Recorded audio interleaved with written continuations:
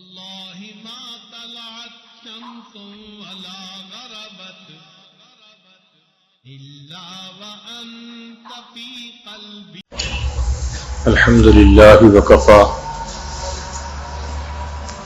وسلام على عباده الذين اصطفى. أما بعد، أعوذ بالله من الشيطان الرجيم. بسم الله الرحمن الرحيم. وإني لغفار لمن تاب وآمن وعمل صالحا ثم اهتدى. سبحان ربك رب العزة عما يصفون وسلام على المرسلين والحمد لله رب العالمين. اللهم صل على سيدنا محمد وعلى آل سيدنا محمد وبارک وسلم. جن اعمال پر انسان کے گناہوں کی بخشش ہوتی ہے ان میں ایک عمل حج کرنا ہے.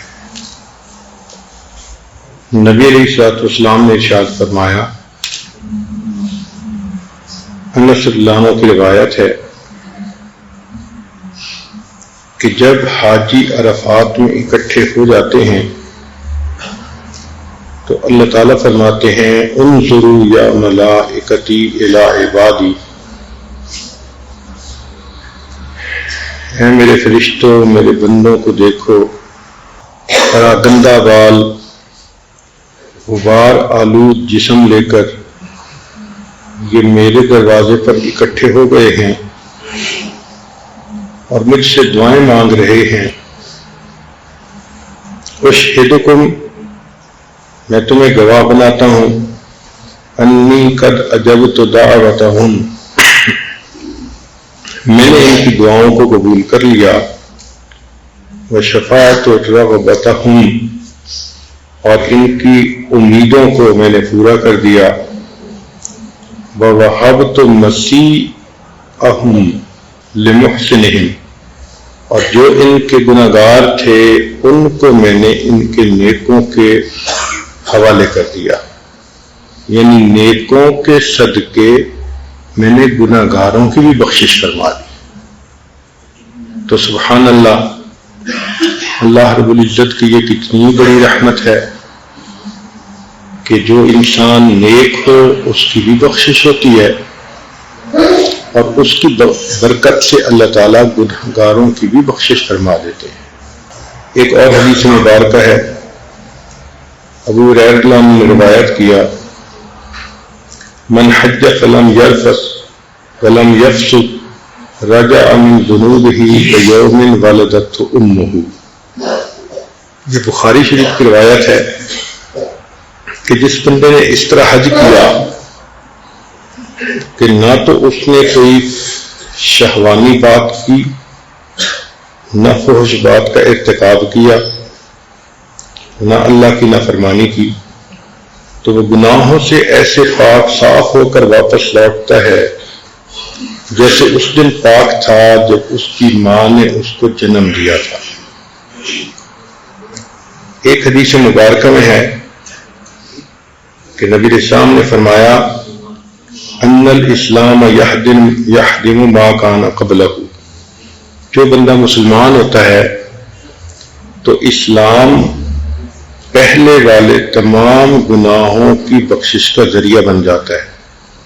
وان الہجرۃ تہدم ما کان قبلہ، اور جو انسان اللہ کے راستے میں ہجرت کرتا ہے تو ہجرت کے پہلے گناہ بھی معاف ہو جاتے ہیں. وان الحج یہدم ما کان قبلہ، اور حج سے پہلے کے جتنے گناہ ہوتے ہیں وہ بھی سارے کے سارے معاف کر دیے جاتے ہیں.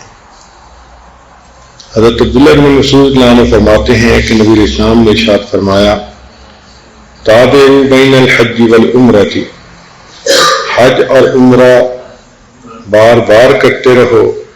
فإنہما ینفیان الفقر، کہ یہ دونوں انسان کی تنگ دستی کو دور کرتے ہیں، والذنوب، اور گناہوں کو بھی ختم کر دیتے ہیں.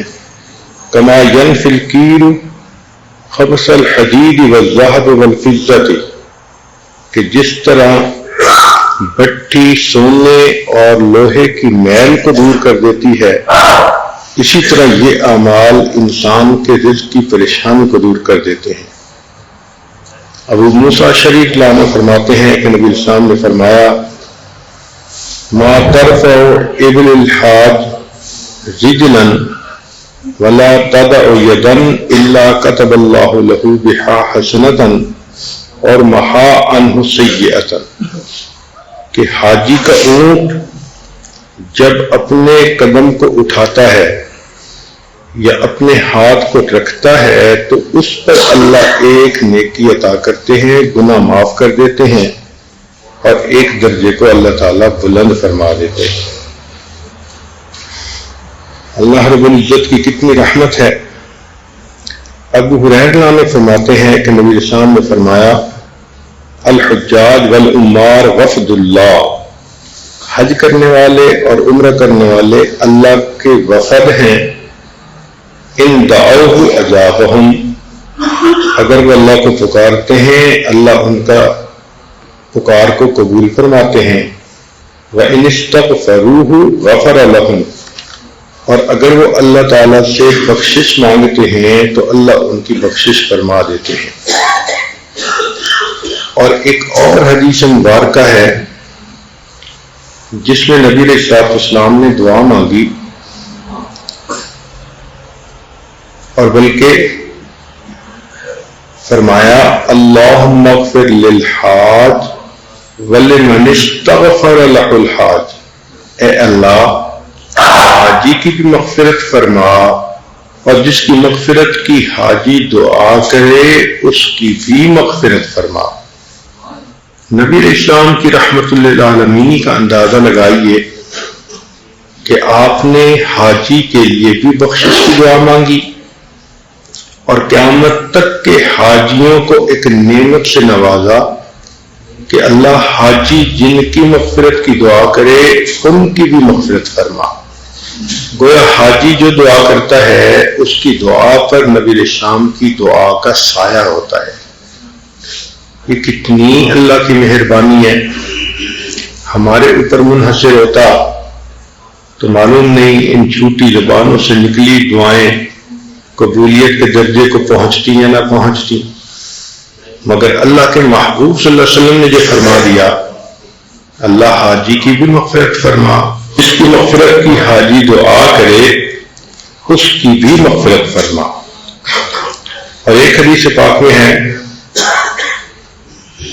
کہ کوئی مسلمان بندہ اللہ کے راستے میں نکلے یا کوئی حاجی لا الہ الا اللہ پڑھے یا لبیک پڑھے تو سورج اس حال میں غروب ہوگا کہ اس بندے کے سب گناہ معاف ہو چکے ہوں گے۔ اسی لیے اللہ رب العزت حج و عمرہ کے سفر میں نکلنے والے کے ساتھ خصوصی معاملہ فرماتے ہیں۔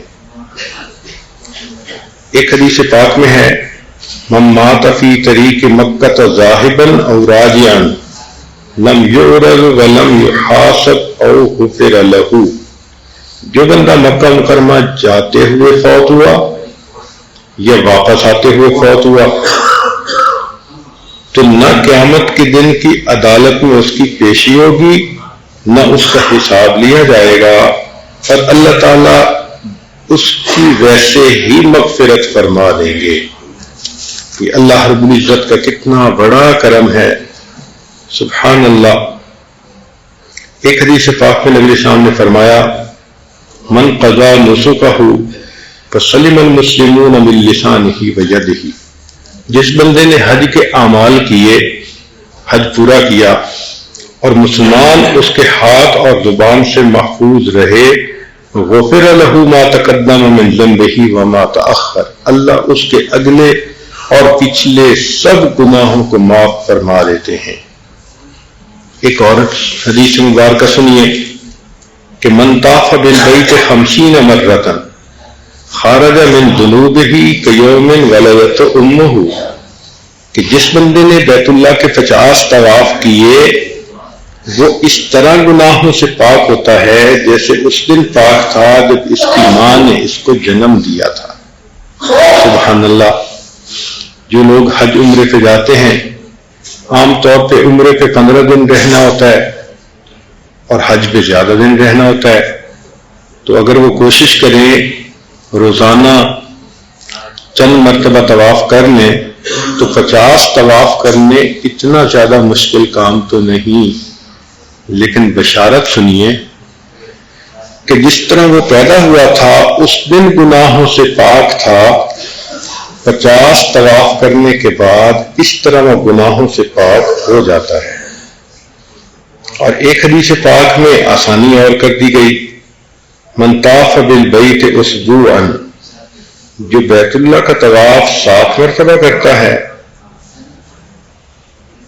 یرفع قدما ولم یدع قدما الا كتب اللہ له حسنۃ، وہ کوئی قدم نہیں اٹھاتا اور نہیں رکھتا مگر اللہ تعالیٰ اس کے لیے نیکی لکھتے ہیں، گناہ معاف کرتے ہیں اور اس کے درجے کو اللہ تعالیٰ بلند فرما دیتے ہیں۔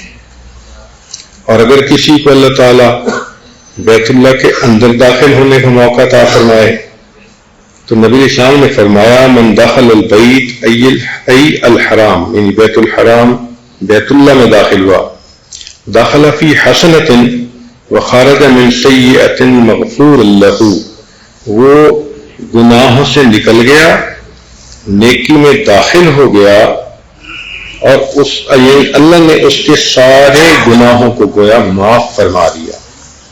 اب یہ وہ اعمال تھے کہ جن اعمال کو حج کے دوران کیا جاتا ہے۔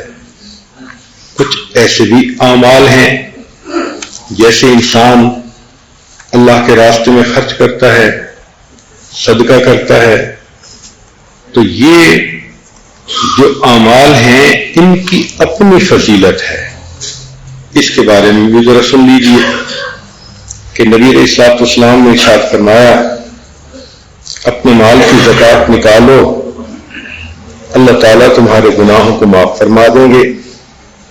جن خواتین کے پاس زیورات ہوتے ہیں، اور آج کل کے زمانے میں تو ہر شادی شدہ بلکہ بہت ساری غیر شادی شدہ بچیوں کے پاس بھی اتنے زیور ہوتے ہیں کہ جن کی مالیت اتنی ہوتی ہے کہ زکوٰۃ کا نصاب پورا ہو جاتا ہے۔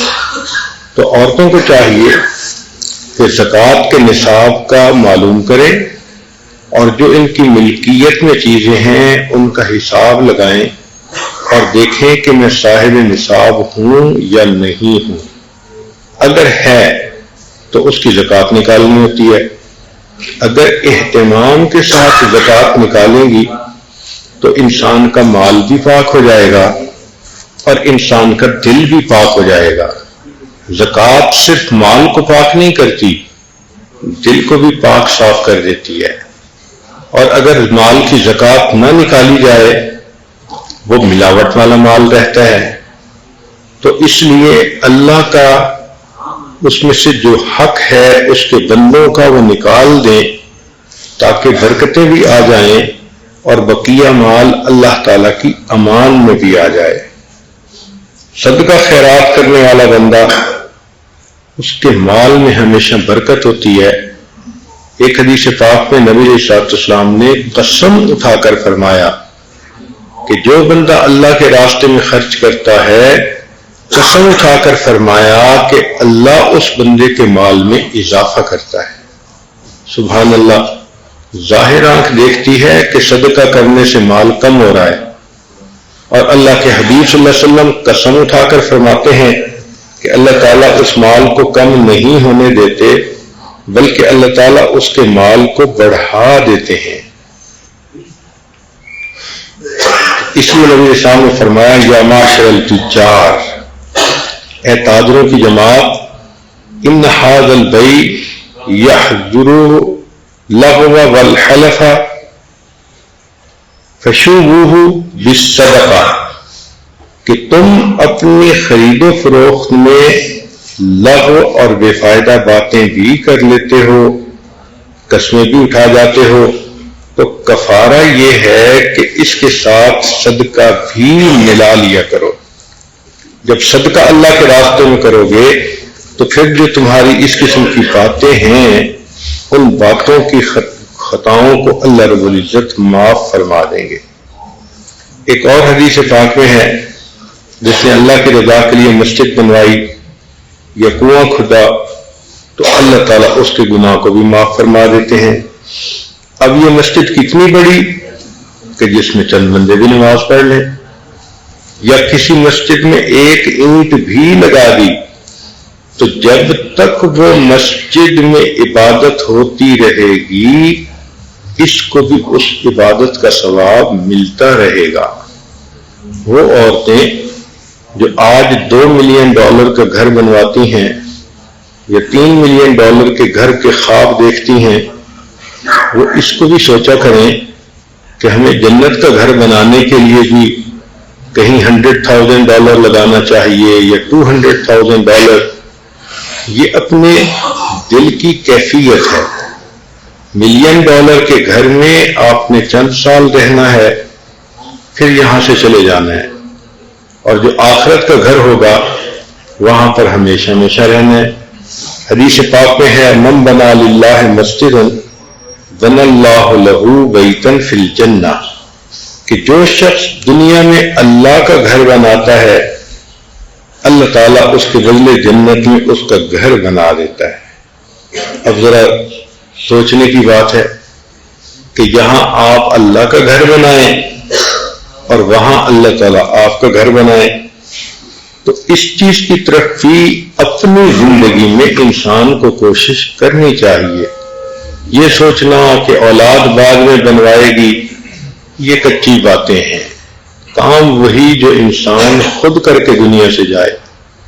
چنانچہ ایسی بھی نیک خواتین گزریں کہ جنہوں نے اپنی زندگی میں سینکڑوں مسجدیں بنوائیں اور بعض نے تو سینکڑوں مسجدوں میں حصہ ڈالا، اور بعض عورتوں کی تو بس خوشی یہی ہوتی تھی کہ خامد کی طرف سے ان کو جو پیسہ ملتا تھا تھوڑا یا زیادہ تو اس کو مسجد میں بھجوا دیا کرتی تھی۔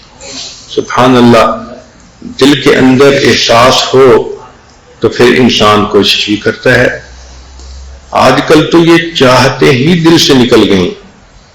بہرحال دنیا میں رہتے ہوئے انسان کوشش کرتا ہے، ہر عورت کی تمنا ہوتی ہے میرا اپنا گھر ہو۔ چنانچہ جس بچی کی شادی ہوتی ہے پہلی خواہش دل کی یہ میرا اپنا گھر ہو۔ بھئی دنیا کا اپنا گھر اتنا ضروری تو آخرت میں بھی تو اپنا گھر اتنا ہی ضروری ہے، بلکہ اس سے زیادہ ضروری ہے۔ ایک بزرگ فرماتے تھے جتنا دنیا میں رہنا ہے اتنا دنیا کے لیے کوشش کر لو، اور جتنا آخرت میں رہنا ہے اتنا آخرت کے لیے کوشش کر لو۔ اور عورت کی فطرت ہے، اس کو گھر چاہیے ہوتا ہے، اس لیے اس کو کہتے بھی ہیں گھر والی۔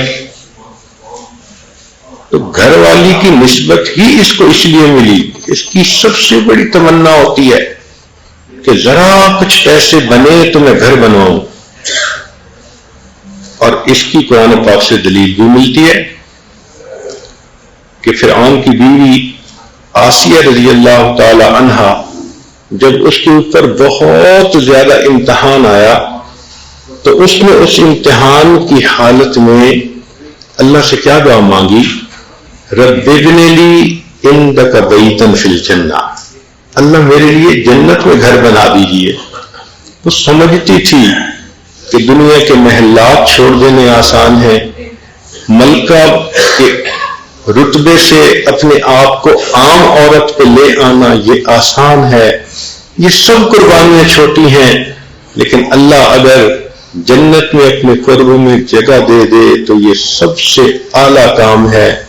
اللہ کو بھی اس بندی کی دعا اتنی پسند آئی کہ اللہ تعالیٰ نے اس کو اپنے کلام کا حصہ بنا دیا، قرآن مجید میں اس دعا کو منشن کر دیا تاکہ قیامت تک آنے والی میرے محبوب صلی اللہ علیہ وسلم کی امتی عورتیں اس کی اہمیت کو سمجھیں کہ جو حقیقت آشنا تھی اس نے ایمان کی خاطر قربانی بھی دی، اور جب اس سے دعا نکلی دل سے تو دعا یہی تھی رب ابن لی عندک بیتا فی الجنہ، پھر اللہ نے اس کے لیے جنت میں گھر بھی عطا فرما دیا۔ عام طور پہ دستور یہ ہے کہ انسان جو مانگتا ہے تو دینے والا اس کی امیدوں سے زیادہ دیتا ہے، اور اللہ تعالیٰ کے ہاں تو معاملہ یہی ہے۔ اب ذرا غور کیجئے، عورتیں ذرا توجہ سے سنیں کہ بی بی آسیہ نے تو اللہ سے جنت کا گھر مانگا تھا، اور اللہ نے اپنی رحمت سے گھر بھی دیا اور گھر والا بھی عطا فرما دیا۔ چنانچہ حدیث پاک میں ہے کہ جب خدیجہ الکبریٰ رضی اللہ عنہا کی وفات کا وقت قریب آیا تو نبی السلام نے فرمایا، خدیجہ تم جنت میں جاؤ گی تو میری بیویوں کو سلام کہنا۔ وہ حیران ہوئی، اے اللہ کے نبی صلی اللہ علیہ وسلم، میں دنیا میں آپ کی بیوی ہوں، آپ کی اور بیویاں کون سی؟ تو نبی السلام نے فرمایا کہ اللہ نے بی بی مریم کو اور بی بی آسیہ کو میری جنت کی بیویوں میں شامل فرما دیا۔ سبحان اللہ، کیا قسمت والی تھی کہ جس نے دعا تو مانگی تھی گھر کی، اور کتنا بڑا دینے والا ہے وہ پروردگار کہ جس نے اس کے خلوص، اس کی قربانی، اس کے مجاہدے کو دیکھ کے کہا، میری بندی مانگ تو گھر رہی ہے، میں تجھے گھر کے ساتھ ایسا گھر والا دیتا ہوں جو کسی کے کیا نصیب میں ہوگا، اور میں تمہیں اپنے محبوب کی بیویوں میں شمار کر دیتا ہوں۔ اللہ رب العزت تو اتنے کریم ہیں اور اتنے مہربان ہیں، چنانچہ نبی علیہ السلام کے اوپر جو شخص درود شریف پڑھتا ہے اللہ رب العزت اس کے بھی گناہوں کو معاف فرماتے ہیں۔ یہ ایک ایسا عمل ہے جو ہمیں کثرت کے ساتھ کرنا چاہیے۔ نبی علیہ السلام نے ارشاد فرمایا، شفاعتی لأہل الکبائر من امتی، میری امت کے جو گناہ گار ہوں گے تو ان کبیرہ گناہوں کے جو مرتکب ہوں گے ان کے لیے میں قیامت کے دن شفاعت کروں گا۔ اور ایک حدیث پاک میں نبی علیہ السلام نے فرمایا، خیرت بین الشفاعت، کہ مجھے اختیار دیا گیا، چوائس دیا گیا کہ یا تو میں شفاعت کروں اور یدخل نصف امتی الجنہ، یا میری آدھی امت کے لوگ جنت میں چلے جائیں۔ فاخترت الشفاعۃ، نبی علیہ السلام فرماتے ہیں میں نے شفاعت کو چن لیا، لأنہا اعم واکفا، اس لیے کہ میری شفاعت کے ذریعے آدھی سے زیادہ امت جو ہے وہ جہنم کی بجائے جنت میں چلی جائے گی۔ سبحان اللہ، نبی علیہ السلام پر درود شریف پڑھنا، اپنے غم کو ختم کرنا اور گناہوں کو معاف کرنا۔ چنانچہ حدیث پاک میں ہے، ایک صحابی نبی علیہ السلام کی خدمت میں حاضر ہوئے، اے اللہ کے نبی صلی اللہ علیہ وسلم، میں آپ پر تیسرا حصہ وقت کا درود شریف پڑھ لیا کروں؟ فرمایا زیادہ کرو تو بہتر ہے۔ اے اللہ کے نبی صلی اللہ علیہ وسلم، میں آدھا وقت درود شریف پڑھ لیا کروں؟ فرمایا زیادہ کرو تو بہتر ہوگا۔ اے اللہ کے نبی صلی اللہ علیہ وسلم، میں 3/4 وقت آپ پر درود شریف پڑھ لیا کروں؟ فرمایا تم زیادہ کرو تو بہتر ہوگا۔ اے اللہ کے نبی صلی اللہ علیہ وسلم، میں پورا وقت آپ پر درود شریف پڑھا کروں؟ نبی اسلام نے فرمایا اذن تکفی ہمک ویغفر لک ذنبک، اگر تو ایسا کرے گا اللہ تیری پریشانیوں کو ختم کر دیں گے اور اللہ تیرے سب گناہوں کو معاف کر دیں گے۔ سبحان اللہ، جتنا وقت ملے درود شریف پڑھتے رہیں تو دیکھو پریشانیاں ختم اور گناہ جو ہے وہ معاف ہو جاتے ہیں۔ اس لیے فرمایا کہ جب دو دوست آپس میں ملیں، واقف لوگ آپس میں ملیں، ایک دوسرے کو سلام کریں اور اس وقت لم یتفرقا، سبحان اللہ، حدیث پاک ہے، انس رضی اللہ عنہ کی روایت ہے کہ نبی علیہ السلام نے فرمایا ما من عبدین متحابین یستقبل احدہما صاحبہ ویصلیان علی النبی صلی اللہ علیہ وسلم، کہ دو محبت رکھنے والے لوگ جب ایک دوسرے کے سامنے آتے ہیں اور ایک دوسرے کو سلام کرتے ہیں اور پھر وہ نبی علیہ السلام پر درود شریف پڑھیں، لم یتفرقا، وہ جدا نہیں ہوں گے حتی یغفر لہما ذنوبہما ما تقدم منہما وما تأخر، حتیٰ کہ اللہ تعالیٰ ان کے اگلے اور پچھلے سب گناہوں کو معاف فرما دیں گے۔ اب دیکھیں، آپ دن میں شاید 50 خواتین کو ملتی ہوں گی، کہیں بہن کو ملی، کہیں ماں کو ملی، کہیں کسی پڑوسن کو ملی، رشتے دار کو ملی۔ تو اگر ایسا موقع ملتا ہے تو نبی علیہ السلام پر درود شریف بھی پڑھ لینا چاہیے تاکہ یہ سعادت ہمیں نصیب ہو جائے کہ جدا ہونے سے پہلے مغفرت ہو جائے۔ اور ایک اور عمل ایسا ہے کہ جو عورتوں کو اپنانا چاہیے اور اہتمام سے کرنا چاہیے۔ یہ بخاری شریف کی روایت ہے، دارقطنی نے بھی اس کو روایت کیا۔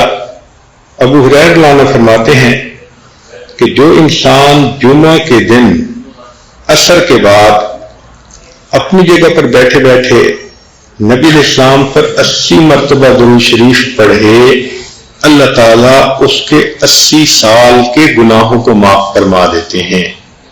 اب ذرا غور کیجئے، 80 سال کا مطلب پوری زندگی کے گناہ۔ تو آپ یوں سمجھیں کہ جمعہ کے دن عصر کے بعد اگر میں 80 مرتبہ درود شریف پڑھ لوں گی تو میرے پوری زندگی کے گناہ معاف ہو جائیں گے۔ اور وہ درود شریف کیا ہے؟ اللہم صلی علی محمد النبی الامی وعلی آلہ وسلم تسلیما۔ اتنا بڑا درود شریف بھی نہیں، آپ اس کو لکھ لیں، پڑھ لیں، یاد کر لیں، اور کوشش کریں کہ جمعہ کے دن اپنے گھر کے سب بچے بچیوں کو کہیں کہ وہ آپ کے ساتھ نماز پڑھیں۔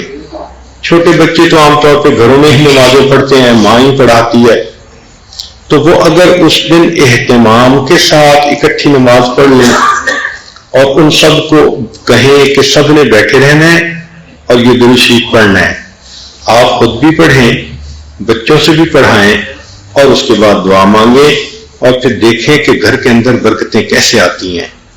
ہم ایسے اعمال کرتے ہی نہیں کہ جس سے برکتوں کے دروازے کھل جائیں ہمارے لیے۔ تو جب بچپن سے بچوں کو اس کی عادت ڈالیں گی، وہ پوری زندگی پڑھتے رہیں گے اور اللہ ان کے گناہوں کو بخشیں گے۔ تو ہمیں چاہیے کہ ہم درود شریف جمعہ کے دن عصر کے بعد پڑھنے کی عادت کو اپنائیں۔ اور ویسے بھی حدیث پاک میں ہے کہ جمعہ کے دن ایک ساعت اجابت ہوتی ہے۔ ساعت اجابت کہتے ہیں وہ گھڑی جس میں دعا قبول ہوتی ہے۔ بعض علماء نے لکھا کہ امام جب خطبہ دیتا ہے تو 2 خطبوں کے درمیان جب تھوڑی دیر کے لیے بیٹھتا ہے وہ ساعت اجابت ہے۔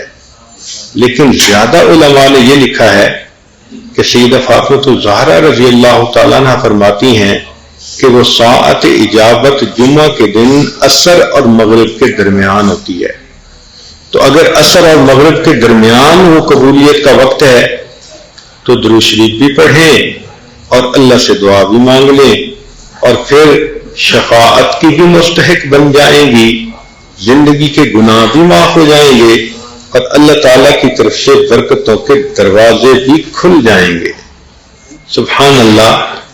یہاں تک کہ اگر کوئی آدمی کتاب میں نبی علیہ السلام کا نام نامی اسم گرامی لکھے، اور اگر وہ ساتھ صلی اللہ علیہ وسلم کتاب میں لکھے، تو حدیث پہ پاک میں آتا ہے من صلی علیہ فی کتاب لم تزل الملائکۃ تستغفر له ما دام اسمی فی ذلک الکتاب، کہ جب تک میرا نام اس کتاب میں رہے گا اس وقت تک فرشتے اس بندے کی مغفرت کی دعا کرتے رہیں گے۔ سبحان اللہ سبحان اللہ۔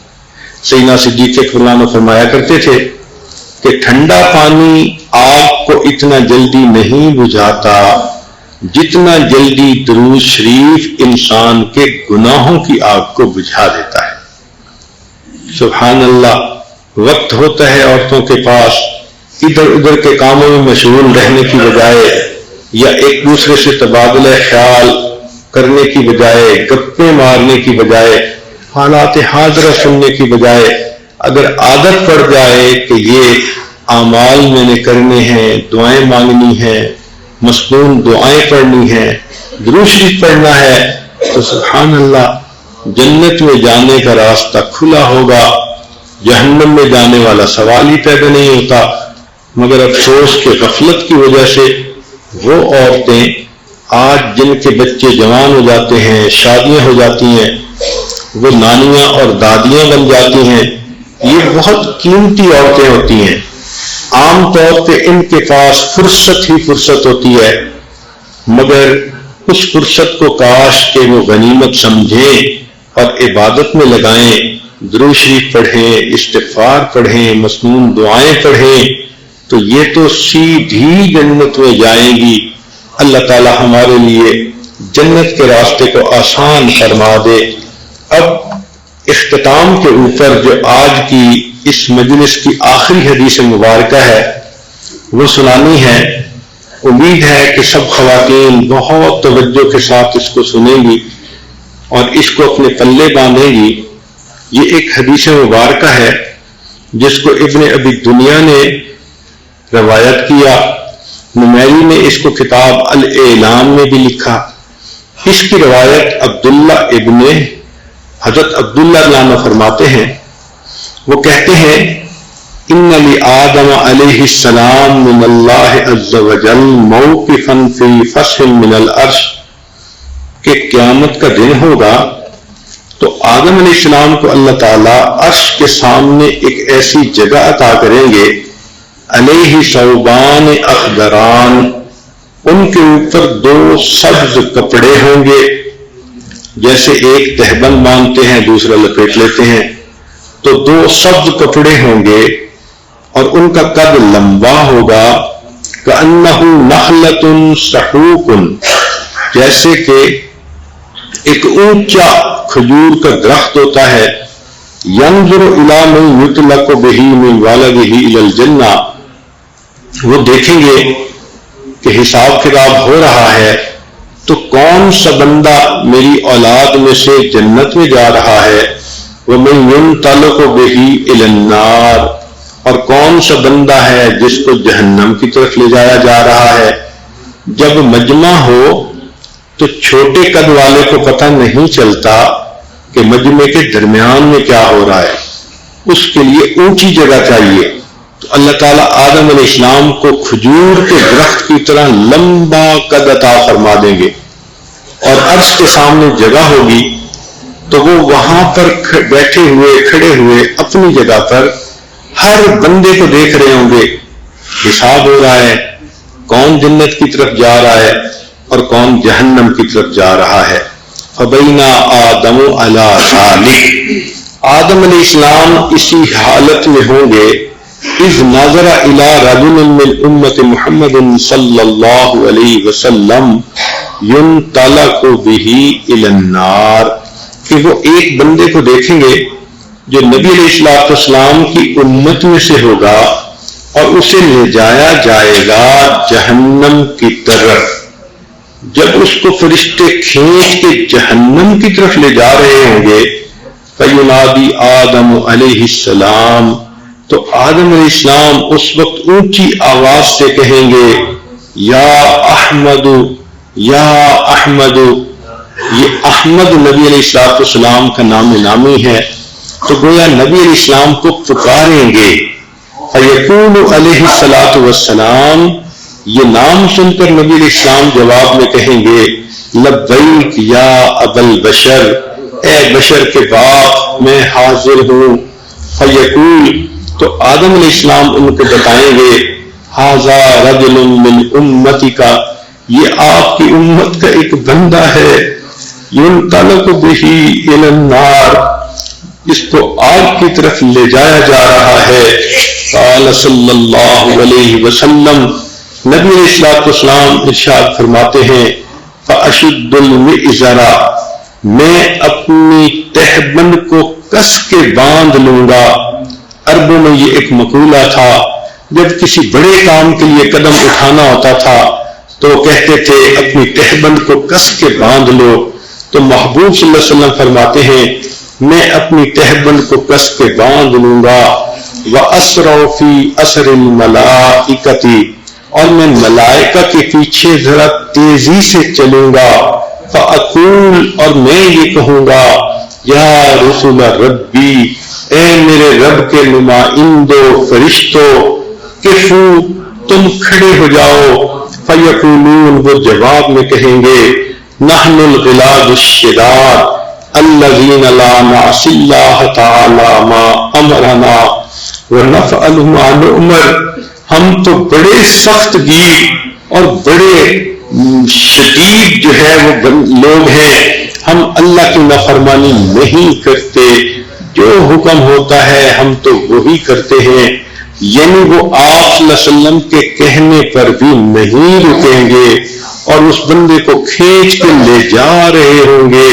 فَإِذَا آئِسَ النَّبِيُّ صلی اللہ علیہ وسلم جب نبی علیہ السلام ان سے نا امید ہوں گے, یہ تو بات سنتے ہی نہیں, یہ فرشتے تو کھینچ کے لے جا رہے ہیں, کھڑے بھی نہیں ہوتے.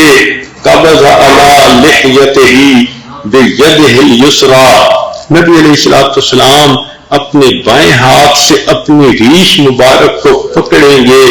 عربوں میں یہ دستور ہوتا تھا کہ جب کوئی کسی بندے سے ریکویسٹ کرتا تھا, منت سماجت کرتا تھا, فریاد کرتا تھا, تو اس کا طریقہ یہی ہوتا تھا کہ وہ اپنے بائیں ہاتھ سے اپنی داڑھی کو پکڑ کے اور بڑی ہی بہت ہی رحم والی نگاہوں سے اس بندے کی طرف دیکھتا تھا کہ آپ میرے اوپر ترس کھا لیں.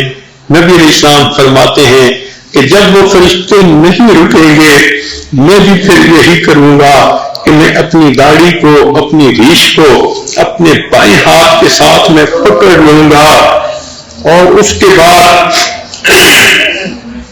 قبض علی لحیتہ بیدہ الیسریٰ میں بائیں ہاتھ سے اپنی داڑھی کو پکڑوں گا. واستقبل العرش بوجہہ اور نبی اسلام اپنے مبارک چہرے سے عرش کی طرف دیکھیں گے اور فرمائیں گے یا ربی اے پروردگار قد وعدتنی اللہ تخزینی فی امتی, کیا آپ نے میرے ساتھ وعدہ نہیں فرمایا کہ میری امت کے معاملے میں مجھے آپ رسوا نہیں فرمائیں گے. فیأتی النداء من قبل العرش عرش کے اوپر سے ایک آواز آئے گی اطیعوا محمدا اے میرے فرشتوں محمد صلی اللہ علیہ وسلم کی بات کی اطاعت کرو. وردوا ھذا الامر الی المقام اس بندے کو واپس میزان کی جگہ پر واپس لاؤ جہاں اس کے نام اعمال کو تولا گیا تھا. چنانچہ وہ جب اس بندے کو واپس میزان کے پاس لائیں گے فیخرج صلی اللہ علیہ وسلم تو نبی علیہ السلام نکالیں گے بطاقتن ایک کاغذ کے ٹکڑے کو بیضاء سفید ہوگا کل انملتی ایک انگلی کے پورے کے برابر ہوگا. جیسے ایک انگلی کے 3 پورے ہوتے ہیں تو ایک انگلی کے تیسرے حصے کے بقدر چھوٹا سا وہ ٹکڑا ہوگا کاغذ کا. فیلقیھا فی کفۃ المیزان الیمنی نبی علیہ السلام اس کاغذ کے ٹکڑے کو اس بندے کے میزان کے دائیں سائیڈ کے اوپر ڈالیں گے. وہو یقول اور ڈالتے ہوئے فرمائیں گے بسم اللہ اللہ کے نام کے ساتھ. فترجح الحسنات علی السیئات چنانچہ نیکیاں بھاری ہو جائیں گی گناہوں کی بجائے. فینادی اور فرشتے یہ اعلان کریں گے فینادی المنادی سعد وسعد جدہ یہ شخص تو سعید کامیاب ہو گیا اور اس کے بڑے بھی کامیاب ہو گئے. وثقلت موازینہ اور اس کے نیکیوں کا پلڑا بھاری ہو گیا. انطلقوا بہ الی الجنہ اس بندے کو تو جنت میں لے کے جاؤ. جب یہ اعلان ہو جائے گا وہ بندہ کہے گا فیقول یا رسول ربی اے میرے رب کے نمائندوں تو کفو تھوڑی دیر رہ جاؤ ٹھہر جاؤ حتی اسأل ھذا العبد الکریم علی ربہ حتی کہ میں اس کریم شخص سے تو پوچھوں اس نے میرے ساتھ کیا مہربانی کی. فیقول، پھر وہ بندہ کہے گا بے ابی انت و امی، آپ کے اوپر میرے ماں باپ قربان، ما احسن وجہ کا، آپ کا چہرہ کتنا خوبصورت ہے، وَأَحْسَنَ خَلْقُكَ، اور آپ کے اخلاق کتنے اچھے ہیں، من انتا، آپ کون ہیں، فقد اقلتنی اسرتی، آپ نے میری لغزشوں کو کم کروا دیا، ورحمت عبرتی، میرے بوجھ کو گھٹا دیا۔ فیقول علیہ الصلاۃ والسلام، جواب میں نبی علیہ السلام ارشاد فرمائیں گے، انا نبیک محمد، میں تمہارا نبی محمد صلی اللہ علیہ وسلم ہوں، وَهَذِهِ صَلَاتُكَ الَّتِي كُنْتَ تُصَلِّي عَلَيَّ، اور یہ وہ درود شریف ہے جو تو دنیا میں مجھ پر پڑھا کرتا تھا، وَفَيْتُكَهَا أَحْوَجَ مَا تَقُولُ إِلَيْهَا، آج تجھے درود شریف کا بدلہ اس وقت ملا جب تو اس کا بہت زیادہ محتاج تھا۔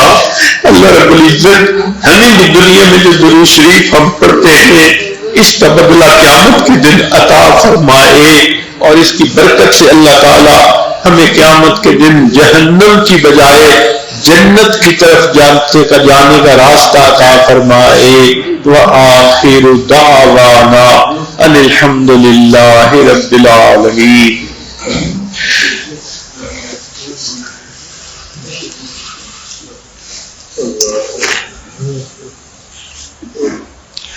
بعض مردوں کی طرف سے یہ کہا گیا ہے کہ ان کی خواتین ٹیلی فون کے اوپر یا انٹرنیٹ کے اوپر اس وقت بیٹھی ہوئی یہ بیان سن رہی ہیں اور وہ بیعت کرنا چاہتی ہیں، تو ان کی خاطر بیعت کے کلمات پڑھائے جائیں گے۔ جو پہلے سے بیعت ہیں وہ بیعت کی تجدید کی نیت کر لیں۔ الحمدللہ وکفی وسلام علی عبادہ الذین اصطفی، اما بعد، یہ کلمات سچے دل کے ساتھ پیچھے پیچھے پڑھیے۔ بسم اللہ الرحمن الرحیم، لا الہ الا اللہ محمد الرسول اللہ، آمنت باللہ وملائکتہ وکتبہ ورسلہ والیوم الآخر والقدر خیرہ وشرہ من اللہ تعالی والبعث بعد الموت، آمنت باللہ کما ہوا باسمائہ وصفاتہ وقبلت جمیع احکامہ اقرار باللسان وتصدیق بالقلب، اشہد ان لا الہ الا اللہ واشہد ان محمدا عبدہ ورسولہ، استغفر اللہ ربی من کل ذنب واتوب الیہ برحمتک یا ارحم الراحمین۔ ان کلمات کو پڑھنے سے آپ کو بتائی ہو چکی ہیں۔ اب دعا سے پہلے تھوڑی دیر کے لیے اللہ کی طرف دھیان کر کے بیٹھیں، متوجہ ہو جائیں، یہ سوچیں اللہ رب العزت کی رحمت آ رہی ہے، دل میں سما رہی ہے، دل کی ظلمت اور سیاہی دور ہو رہی ہے، اور میرا دل اللہ اللہ اللہ، یہ میرا دل کہہ رہا ہے۔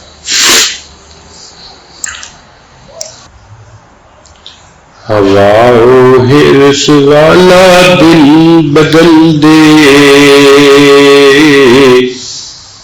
میرا غفلت میں ڈوبا دل بدل دے، بدل دے دل کی دنیا دل بدل دے، خدایا فضل فرما دل بدل دے، گنہگاری میں کب تک عمر کاٹوں، گنہگاری میں کب تک عمر کاٹوں، بدل دے میرا رستہ دل بدل دے، سنوں میں نام تیرا دھڑکنوں میں، مزہ آ جائے مولا دل بدل دے، ہٹا لوں آنکھ اپنی ماں سوا سے، جیوں میں تیری خاطر دل بدل دے، یہ کیسا دل ہے سینے میں الہی، جو زندہ بھی ہے مردہ دل بدل دے، جو ہو دیدار تیرا روز محشر، تو دیکھے مسکرا کر دل بدل دے، کروں قربان اپنی ساری خوشیاں، تو اپنا غم عطا کر دل بدل دے، پڑا ہوں تیرے در پر دل شکستہ، پڑا ہوں تیرے در پر دل شکستہ، رہوں کیوں دل شکستہ دل بدل دے، تیرا ہو جاؤں اتنی آرزو ہے، بس اتنی ہے تمنا دل بدل دے، میری فریاد سن لے میرے مولا،